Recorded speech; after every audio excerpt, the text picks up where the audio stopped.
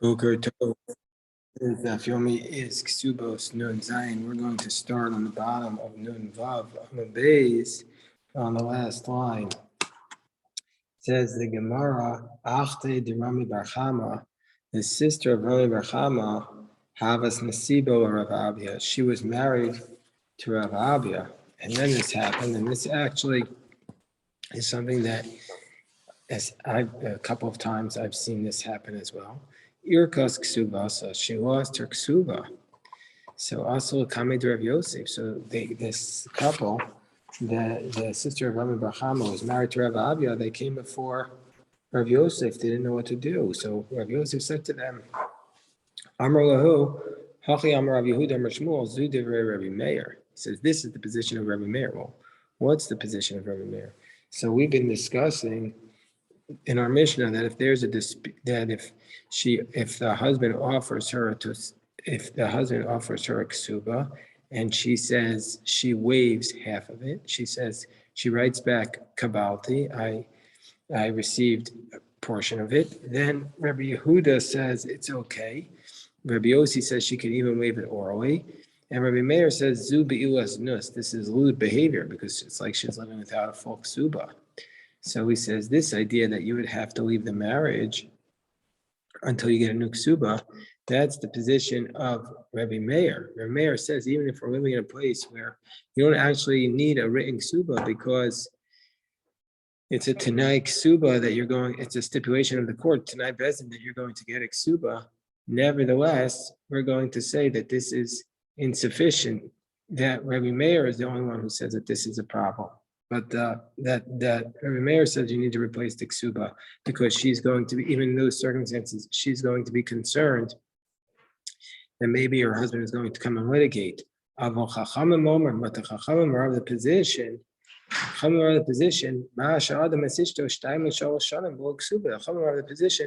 that a person can remain with his wife for 2 or 3 years, meaning indefinitely, without a formal ksuba. So the Chachamim don't require you to get a new ksuba so immediately. So the Gemara says, Amalei Abaye says to his Rebbe Rav Yosef, but Amar Rab Nachman Amar Shmuel, halacha Rabbi Meir b'gzeirosav, that the halacha is like Rabbi Meir when he makes a decree against when he makes a decree to be strict, and here Rabbi Meir is making a decree that this is beilasness and you're not allowed to be together.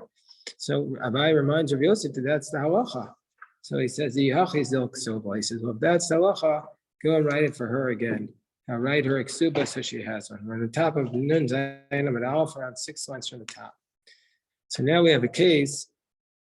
There's 2 versions of this story. That Rav Dimi first came in version number 1, and then Ravin came from Eretz Yisrael to Bava in version number 2. And each time Rav Dimi and Ravin are going to recite a dispute between Rabbi Shimon Levi and Rabbi Yochanan, and each time Rabbi Avo is going to come and explain what actually Rabbi Yochanan said. So the Gemara says, Ki Asar Rav Dimi, and then after that, Rav Papa is going to say, I wish they had argued in a different manner. So Ki Asar Rav Dimi, when Rav Dimi came from Eretz Yisrael to Bavo, he says, Amar Rabbi Shimon ben Pazi, Amar Rabbi Shimon Levi, Mishum Bar Kapara. So this is Rabbi Shimon Levi's statement in the name of Bar Kapara. Macholkes betchila. Now, when do we say that Rabbi Yossi and Rabbi Yehuda argue? That Rabbi Yossi says she can orally waive her rights to her ksuba, and Rabbi Yehuda says only if it's written. That's only betchila. That's only if it's at the beginning. We don't know exactly at the beginning of what the Gemara is going to define it, but that's only at the beginning of a besov. But if she waived her rights at the end, divrei hakol ein mochalas, and everybody says she can't waive it, meaning orally. Then even Rabbi Yossi would say she can't waive it orally under those circumstances. The Rabbi Yochanan Amar, or as Rabbi Yochanan disagrees, says Rav Dimi. Rabbi Yochanan says bein bezu machlokas. No, that Rabbi Yossi says that she can't waive her rights orally, whether it's at the beginning of the dispute or at the beginning of the marriage or at the end. Bein bezu machlokas. Rabbi Yossi says she can't waive it orally. And Amar Rabbi Avo, the Dima partially meaning Rabbi Yochanan. Rabbi Avo says, to me was explained the position of Rabbi Yochanan. He says, with the demon first, meaning to Rabbi Yochanan, that Rabbi Yochanan said, the Ana of Rabbi Yeshua ben Levi, that Rabbi Yochanan said that I and Rabbi Yeshua ben Levi are low palginu na'adati. We're actually not arguing, even though you reported Rabbi Yeshua ben Levi saying that the machokas is only betchila, but in the end, Rabbi Yossi agrees with Rabbi Yeshua ben Levi that she can't do it orally, and Rabbi Yochanan says no, he argues both in the beginning and in the end. I say actually, says Rabbi Yehuda, that Rabbi Yochanan said that I say that we're not arguing, that it's just a difference of opinion about what the word, we're just using different words to describe the same scenario. My betchila, what is the beginning where Rabbi Yochanan, where Rabbi Yeshua ben Levi said that they're arguing? My betchila, to come Rabbi Yeshua ben Levi. Tchilas chuppah, at the outset of the chuppah, that's where Rabbi Yossi says she can orally waive it. And Umay Sof, and what's the end where Rabbi Yeshua ben Levi says that Rabbi Yossi says she can no longer waive it orally? That's Sof Bia. That's after the marriage was consummated.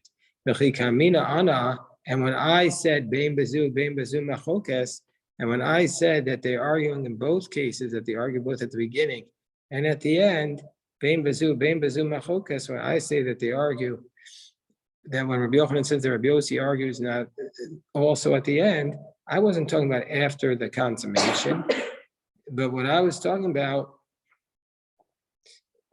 I was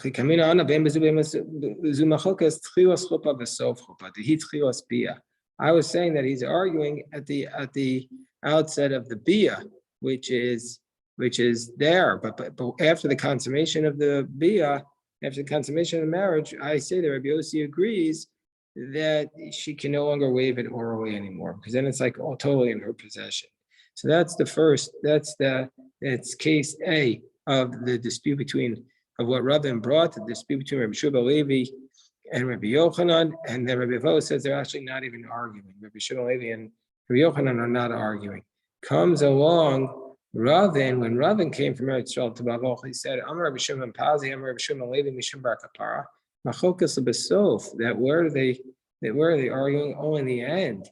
Only in the end, but at the outset, at the outset, even Rabbi Yehuda would say that she could waive it orally.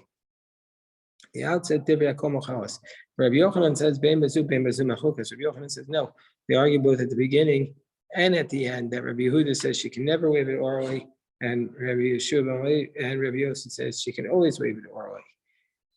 And then comes along Rabbi Avo, and then Rabbi Avo came along and he said, meaning to Rabbi Yochanan, he says, the position of Rabbi Yochanan was explained to me, and then Rabbi Yochanan said, the Ana of Rabbi Shimon Levi will pagina. He said, actually, we are not arguing with each other. And according to this approach, they're not arguing in the following manner. When Rabbi Yeshua ben Levi says she can waive it orally at the end, that's sof chuppah. That's prior to the bia, and what Rabbi Yeshua ben Levi says she can waive it orally. What does it mean? B'tchila, tchilas chuppah. And so that's where we say that Rabbi Yeshua ben Levi and v'chikamina ana, that Rabbi Yeshua ben Levi says that they're arguing He said that Ravin had come along and he said that Rabbi Shimon Levi says that the machokas is in the end, but at the beginning everybody says she waives. That's the beginning of the chuppah. Everybody says she can waive it, but at the end of the chuppah, that's where there's a dispute. And I say, ana bein bazu machokas. And when I say that they're arguing in both cases, that's tchilas bia v'sof bia. Tchilas bia, which is really the sof chuppah, that's where they're arguing, and sof bia, they're arguing even after the consummation. Rabbi Yossi says orally she can waive it, and Rabbi Yehuda says she cannot. So again, they're both agreeing with those same positions. So look at Rashi. Rashi says, "Kamina ana ben bezub machokas Rav asof to Rabbi Yeshua kamina al asof chuppah di kodem bia." He says, I'm only referring to. Not referring to the end of what Rabbi Yeshua was saying, but I'm referring to the sof chuppah, which is prior to the bia. And in that context, Rav Papa now comes along, and Rav Papa says, "Ilav de Amar Rabbi Avo edidim farshli meaning to Rabbi Yochanan, the honor of Rabbi Yeshua Levi Lupagin." He said, if I did not have this statement of Rabbi Avo, who said that Rabbi Yochanan told me, or Rabbi Yochanan was explained to me that Rabbi Yochanan said that I and Rabbi Shimon Levi actually agreeing, and we both say the same thing. Havamina Rabbi Yochanan, Rabbi Shimon Levi pligi. I would have said that the dispute was not between Ravin and Rav Dimi about what Rabbi Yochanan and Rabbi Shimon Levi were saying. I would say that Rabbi Yochanan and Rabbi Shimon Levi are themselves arguing. I would say, Havamina Rabbi Yochanan, Rabbi Shimon Levi pligi. Rav Dimi v'Ravin pligi. I would have said that Rav Dimi and Ravin are actually not arguing. I would have said, my sof to Ka'amar Ravin. When Ravin says, my sof to Ka'amar Ravin, that when Ravin says that the machokes is in the sof, that when Ravin says that the dispute is by the sof, what would I say that is? Sof chuppah, that they're arguing prior to the bia, but at the end of the chuppah, my tchila the Ka'amar Rav Dimi. And what does Rav Dimi say? That they're arguing in the beginning. What does Rav Dimi mean by that? Machokas betchila. What does he mean by that? He means tchilas bia. That's where they're arguing. That they're arguing at the outset of the bia. So I would have said that I would have preferred to say that Rav Dimi and Ravin are not arguing, but that Rabbi Yochanan and Rabbi Yeshua ben Levi are the ones who are arguing. And my Kamashwan, the Gemara says, well, why would Rav Papa tell us this? He's trying to tell us, I wish the argument was differently, even though it's not differently. No, the Gemara says the Chiddush here, the Chiddush is a Kamash Malan, the Chiddush is, so it's a very important Chiddush, a very important fundamental principle. What's the fundamental principle? He's teaching us the Pligi Trei Amorai, and when two Amoraim argue with each other, a time within Avshayu. That the two Amoraim are arguing, they're arguing about what their own opinion is. But that's better than having saying that two Amoraim are arguing about one earlier Amora is saying. That we prefer to say that the two Amoraim are arguing about what they think the halacha is based upon their own logic, rather than what the two Amoraim are arguing about what an earlier Amora said. Because if the two Amoraim are arguing about what their opinion is this kosher, is it not kosher, based upon their own logic, then it's entirely possible that both of them have a lot of truths to it. That there's space to assume that Elu ve'elu, there's space to assume that both of them are correct. But if they're both arguing about what does the earlier rabbi say, then one of them has to be wrong, because the earlier rabbi said one thing. That's what Rashi says. Rashi says, because if we have Amoraim who argue with each other, each one according to his own position, and then you have two other Amoraim who argue about what this Amorai said, and we could explain this teaching in two different ways. So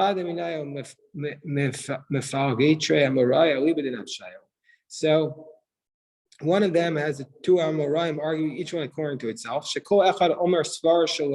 Each one is saying their own logic. Could go in Rabbi Yochanan, Rabbi Shua ben Levi.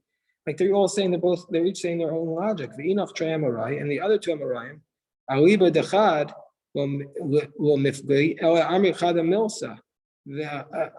So anyway, well, it's a long Rashi, but the point is, Rashi is saying that we're better. We prefer to have the two Amoraim arguing about what their own logic is, rather than having two Amoraim arguing about what an earlier rabbi said, and that's why we prefer to have this dispute between Rabbi Yochanan versus Rabbi Shua ben Levi, rather than between Rav Dimi and Ravin. So now we're up to the next Mishnah, the Mishnah on the top of Nun Zayin, the Mishnah on the bottom of Nun Zayin and Aleph. The Mishnah takes us into this concept of that a woman, after she's betrothed, is required to be supported only after a certain date where they're expecting her to get married. So the Mishnah says, "No snow besula shnei masar chodesh mishetava habal." From when you give a virgin, from when the husband has proposed to her to marry her, you give her 12 months to take care of herself, i.e. to set up her adornments. Ukashem shenos the Isha, just like you gave a woman, the virgin 12 months, kach nos the Ishal Farnes. You give the man 12 months to set himself up to take care of the wedding. For a widow, you give her only 30 days. So let's say the time arrived, 12 months or the 30 days, and they didn't get married. Then under those circumstances, she eats mishalo. After 12 months or after 30 days, if she was a widow, she gets supported by his estate. Excuse me, and if he's a Kohen, ochos b'truma. If he's a Kohen, she can continue to eat from his truma.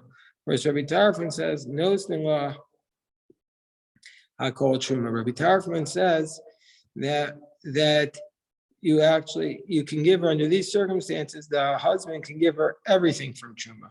Whereas Rabbi Akiva says, the problem with giving her everything truma is she can't eat it the whole month because some of the months she's going to be ritually impure when she has her cycle.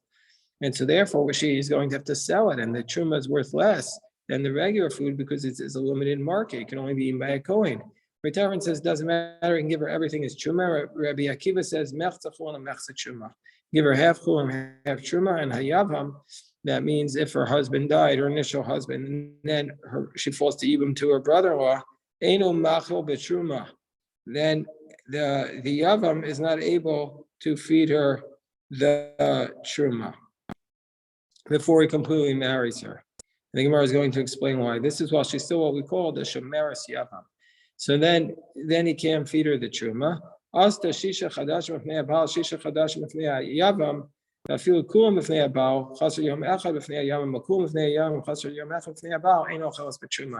Meaning to say that if she has not spent 12 months with the same man, like 6 months it was waiting for her husband, and then he died, and 6 months waiting for the yavam, or any ratio of that amount, more or less, she's still not able to eat from the truma. Zu Mishnah Rishona, this was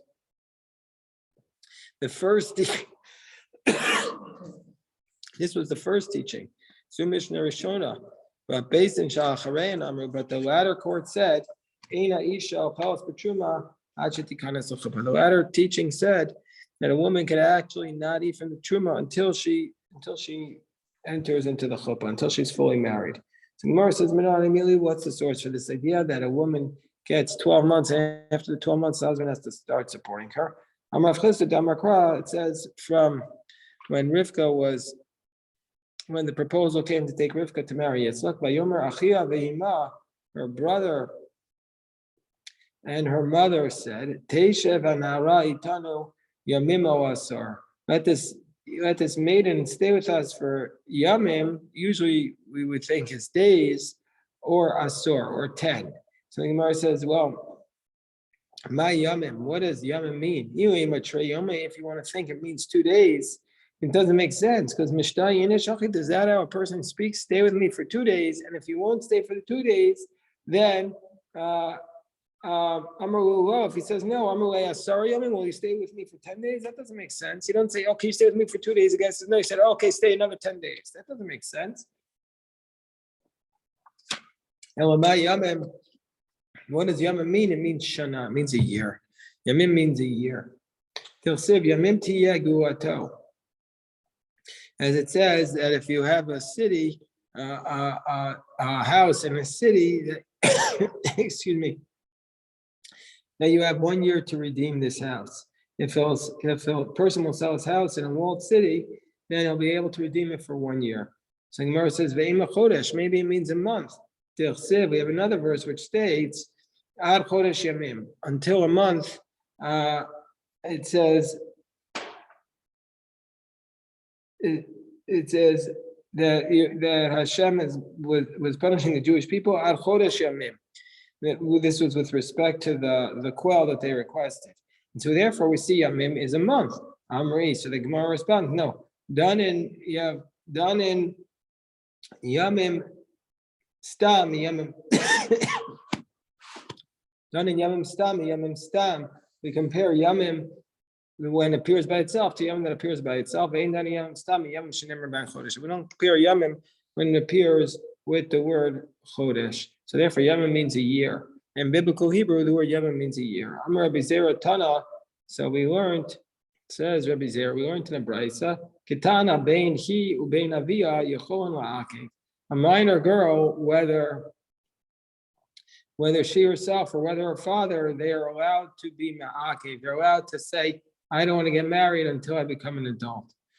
So she or her father can reject it. I understand why she can reject it. It makes sense that she can reject it because she says, I don't want to get married until I get older.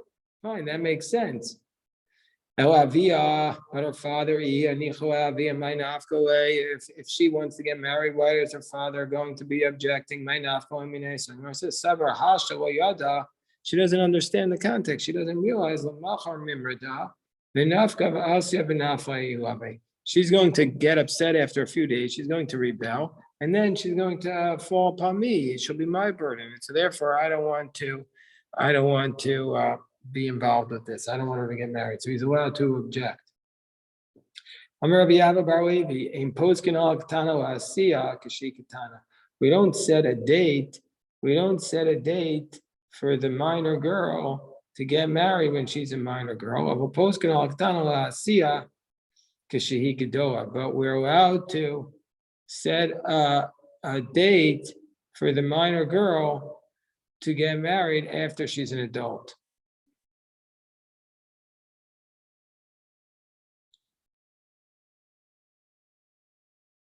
So the Gemara says, well, Pshita, this is obvious. The Gemara says, no, you might have thought that what's going to happen is that if you set a date, she's going to get afraid already now. And so then she won't be able to, she'll become weakened and she won't be able to get married when she gets older. So we see from here is that we don't say that. We don't say that. We're allowed to do it.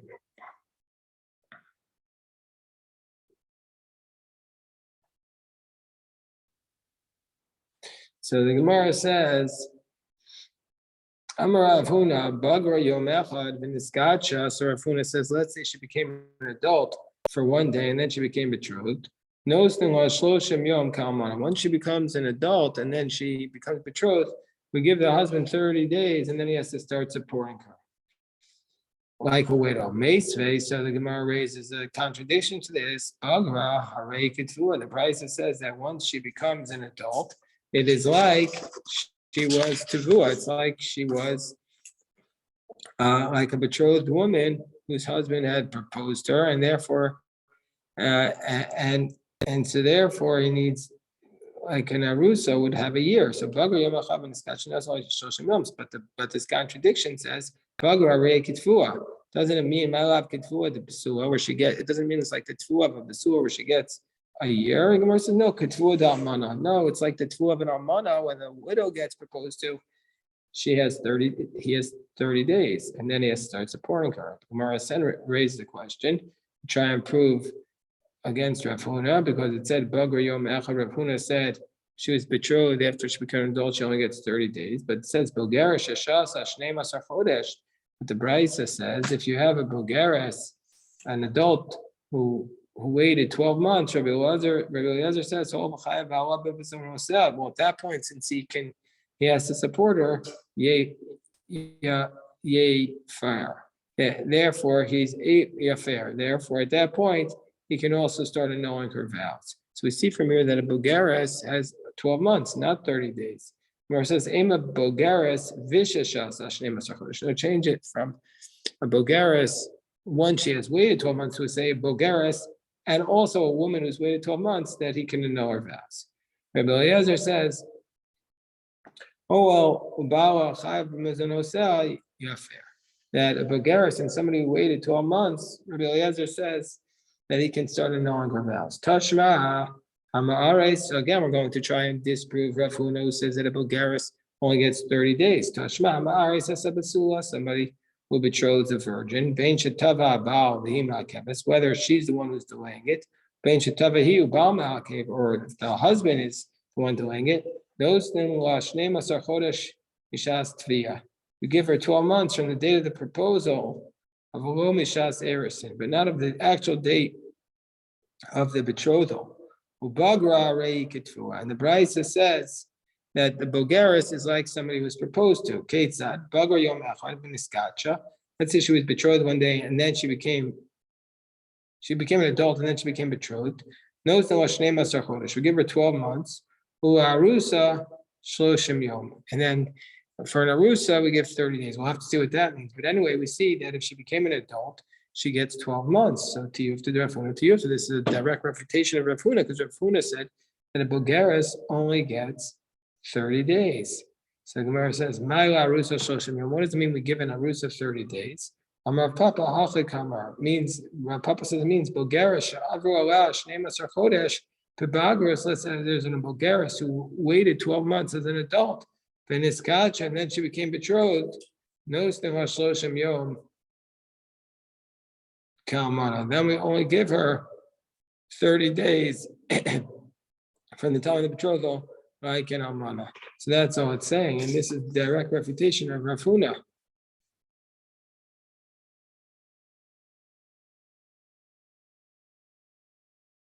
So the Gemara says, Higias man Boni. So let's say the time arrived. And they didn't get married. At that point, if she's betrothed and she was betrothed to a Kohen, she could eat the truma. It says the Kohen kiyekne nefesh kinyan kaspo, because it says when the Kohen will acquire someone, and then they can eat from his truma, a member of his household. His fiance is considered a member of his household. The Gemara says, Ma'atam amru enochos. What's the reason why she can't eat from the truma when she's betrothed? Because maybe he'll give her a cup of truma wine and then she'll give it to her brothers to drink while she's still living in her father's home. So therefore you have to wait for her to get fully married. Well, Gemara says, so Gemara says, well, if that's the case, even if she got fully married, even if after a year, and she didn't get married, she also shouldn't be able to eat from the truma because she's still living in her father's home. So the Gemara says, no. There he gives her a specific place. There it's formalized. He has to start providing for her. So therefore he gives her a specific place where it designates her truma and she can eat it there. So the Gemara says, well, what the Kohen Israel will truma. Let's say you have a Kohen who starts working for a Jew. He shouldn't be able to eat from the truma. Maybe he's going to give his boss some of his wine. The Gemara says, well, since this Kohen is getting money from the Israelite, you think he's going to start giving him his truma? No, it's not going to work like that. Rav Shmuel bar Rav Yehuda Amar Mishum Simpon. He says, no, not the reason is not that we're concerned she's going to give her brother the truma, but because maybe he's going to discover a blemish on her. Simcon. Once he gets married, he'll say, "Oh, I didn't realize you had this mark on your body," and the marriage will be retroactively annulled. So the Gemara says,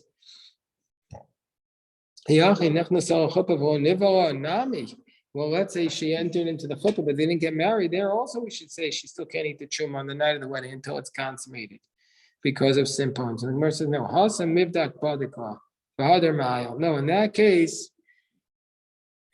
he would first, at the chuppah, he'll check and investigate, and only then will he marry her. So the Gemara says, how may to have a Kohen shalachim Yisrael, if a Kohen is purchased a slave of a Kohen that he bought from an Israelite, he also shouldn't be able to eat from the truma mishum simple. Maybe that slave you're going to have to return. So the Gemara says, simpon ba'avadim. There's no concept of simpon, of blemish that you discover on a slave. Why? The avrai, if it's an external one, you see it. And if it's an internal blemish, we don't care about his internal blemishes. We want this guy for work. We don't care if what goes on, that's basically not internal blemish, but under the clothes that nobody else can see. We don't care if it's a secret. The Gemara says, well, nimtza ganav ukabiyus. And so too, let's say you find this slave to be a robber or a kidnapper. Still, it's a valid sale. You can't nullify by it, because what do we care? It's a ma'ika. What kind of robber is he? Listed mizuyan or muhtav malchus, and so what's your other concern?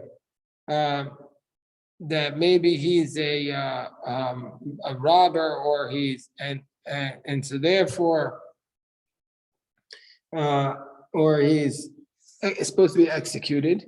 Well, if he was one of those cases, Hanu Kois Lahu, there would be a sound about it, there would be rumors about it, and so therefore he would have accepted it. That's what Rashi says. But we would have accepted it. Tosfos gives a slightly different shot on that, but we'll stop here for now. If anybody has any questions, I'm happy to address them.